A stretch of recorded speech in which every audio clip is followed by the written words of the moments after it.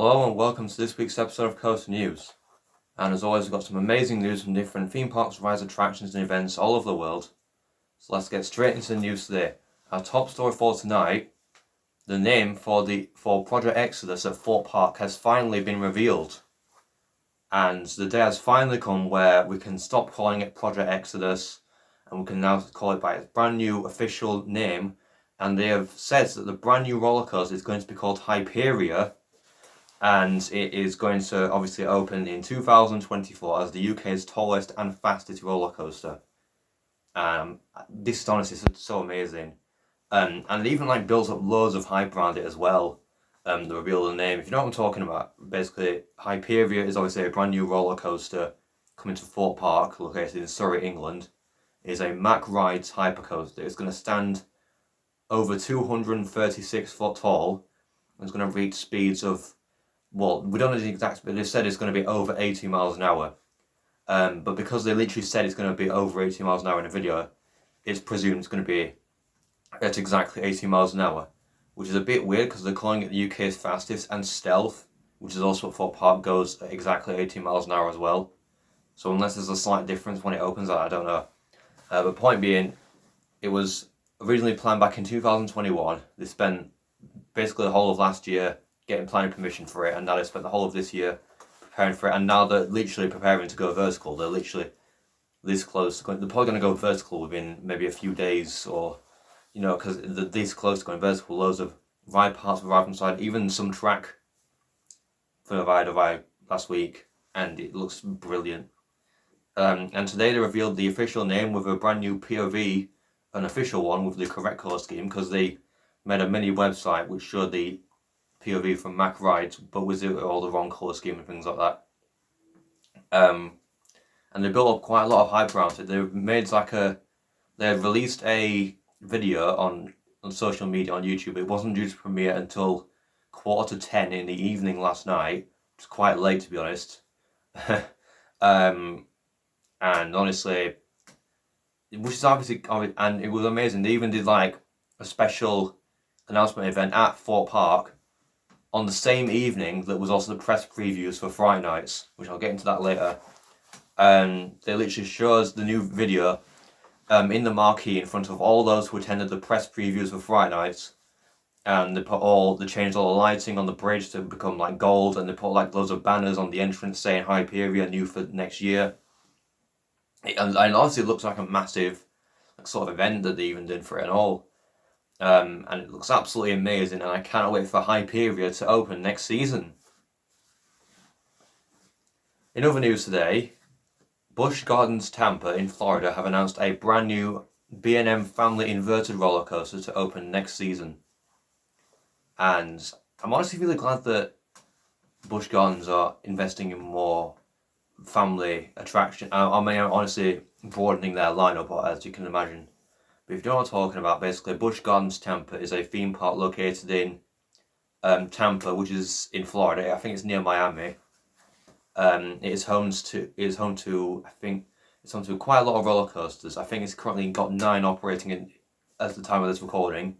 Their last one, as we all know, was Iron Gwazi, which was an RMC hybrid coaster. There was also an iBox track conversion of the former dueling wooden coaster Gwazi, and they turned it into an old sort of aging rough wooden coaster into one of the best hybrid coasters on the planet, from what I've heard. And it looks brilliant. But we wouldn't think that there were a lot of rumours even going about we wouldn't get a new Busch Gardens roller coaster for quite a number of years. And even then, we all thought, I think some people even thought their next coaster would be a Giga Coaster or something. But recently they officially announced their next roller coaster is going to be from Swiss manufacturer B&M. It is going to be one of their family inverted coaster models, which they actually have done before. They've done 2 in China from 2016 and 18. I think they're both literally just called family inverted coaster. And obviously they haven't built any 5 years, but now they're building a brand new one at Busch Gardens in Tampa. And it's gonna be really good. The interesting fact about that already is that Busch Gardens Tampa already have a B&M inverter coaster called Montu. Obviously that one's a much more extreme ride. This is going to be more of a tame sort of family coaster. It's going to reach a maximum speed of 44 miles an hour, I believe. So it's not even that slow anyway. Like Wicker Man goes that exact same speed and it feels very fast. And it looks good. It's going to be called Phoenix Rising, which is quite an interesting name. By the sounds of the name, sounds like it's probably going to have like sort of a mythological sort of theme. I don't know. I personally don't know where this is going on the right in the site. But they literally just closed the Wild Mouse Coast to Sand Serpent in July. But then again, I'm not sure if it will be going there because that site is quite small because Wild Mouses are quite compact. And I don't think this ride is going to be that compact, to be honest, even though it is only a family coaster. But overall, Phoenix Rising looks like a really good ride. I'm so glad that they're not just adding like loads of thrill coasters. I mean, obviously that will be fun, but they've obviously got to cater towards family as well because it's a theme park for everyone, you see. So I'm so glad Phoenix Rising is opening next year at Busch Gardens Tampa in 2024. Also in the news today, Thorpe Park Fright Nights has officially begun for 2023. And honestly, it's once again literally, like I said, the best time of year for Thorpe Park in terms of events. But if you know what I'm talking about, Fright Nights is Thorpe Park's annual Halloween event. Obviously, like most theme parks around the world, they typically celebrate their event by obviously extending the park hours to 10 o'clock at night. They do, so you can ride the rides in pitch black, which is honestly really cool. Not only that, but they also add various different scare attractions. And Fright Nights' lineup is like, I'd probably say probably the broadest and most varied lineup out of any theme park Halloween event. I think, I don't know, I can't really say much for like a lot of independent events because I've not been to or heard much about any. But in terms of theme park Halloween events, this one probably has probably one of the best, if not the best lineup for a theme park Halloween event. Obviously they've got various different scare mazes, scare zones, shows, roaming actors, loads of stuff to do for Halloween. Obviously their lineup this year is slightly scaled back from last year. This year they have 7 scare attractions, which is obviously slightly less than last year when they had 9, but it's still a pretty decent amount of attractions. This year the lineup goes as following. They've got, in terms of mazes, their returning attractions are trailers and survival games, which was new for last year, as well as a brand new scare maze called Stitches, which has opened officially this year, and it looks amazing. I've heard it apparently is really good. I've seen some shots of inside the maze and it looks actually really heavily themed, to be honest. I think Thorpe Park have really done a good job on that. In terms of other attractions, they've got scare zones such as the Crows of Morecambe Meadow, Death's Doors, which was new for last year, and a brand new scare zone replacing Amity High vs. Lycanthrope graduation looks called Creature Campus Troubles Brewing, which is sort of connected to the similar story as Amity and Lycanthrope.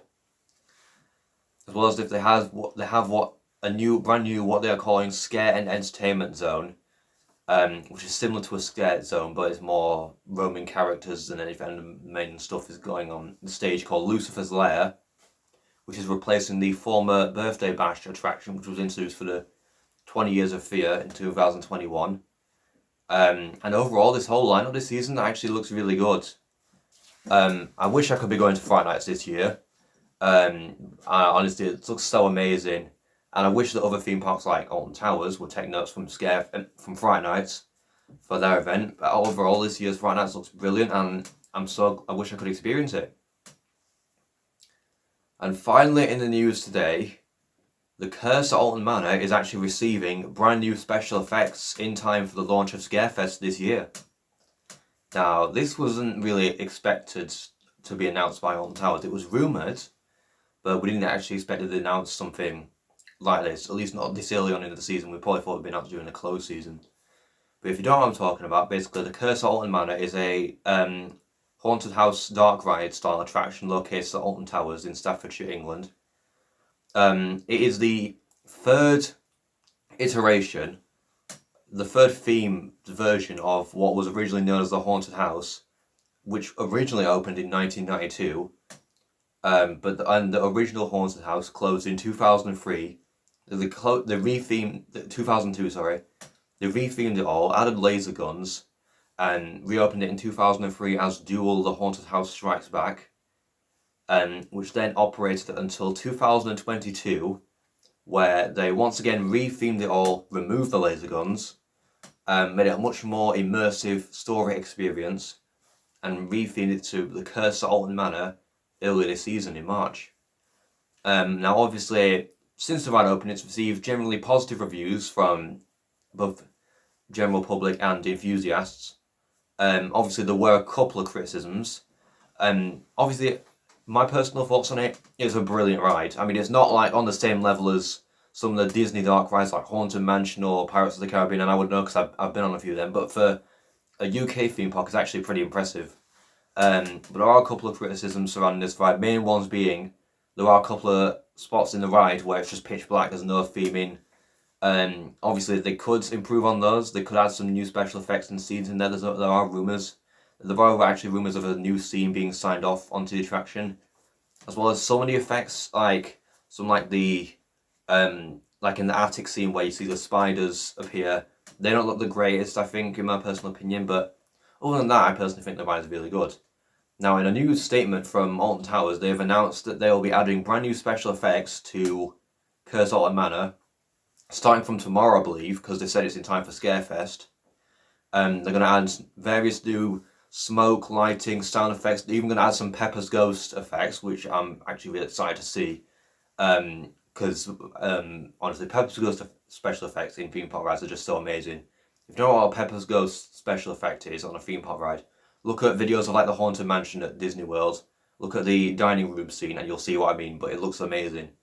Overall, I'm so glad that Curse Alton Manor is still receiving improvements, and I cannot wait to see how the new version of the ride is when I go back on it in a few weeks' time. So that is it for this week's episode of Coast News. I hope you've enjoyed it, and if you did, then please make sure to like, subscribe, and comment what you would like to see in the next video. Bye!